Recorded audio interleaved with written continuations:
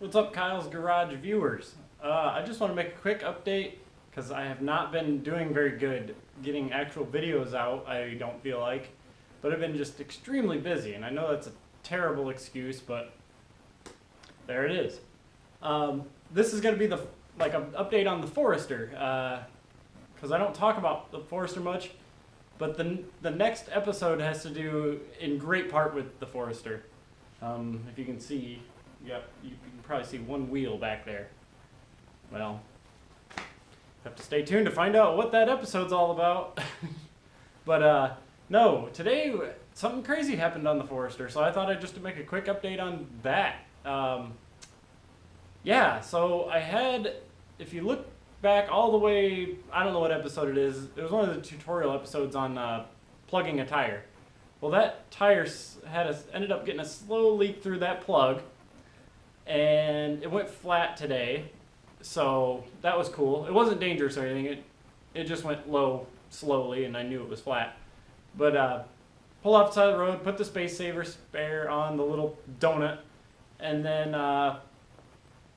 I went ahead and proceeded to try to drive home, which was only 10 to 15 miles. Wasn't too bad. I've done it before and nothing bad happened.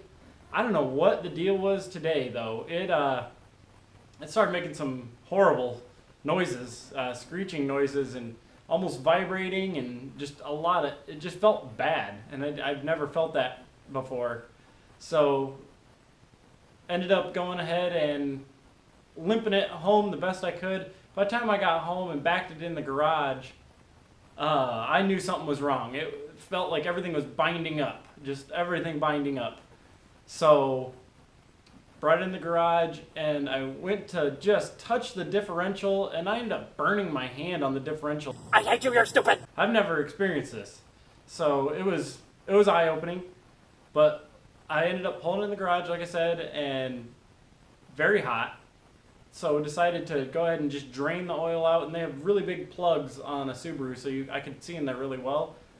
I drained out all the fluid. As soon as I cracked it open, it started smoking. The oil was smoking hot coming out of it, and I thought for sure I cooked the diff, or maybe I wore out the transmission. Maybe the transmission was probably just as hot, I would imagine. I didn't check that fluid. It all felt like it was kind of in the rear end.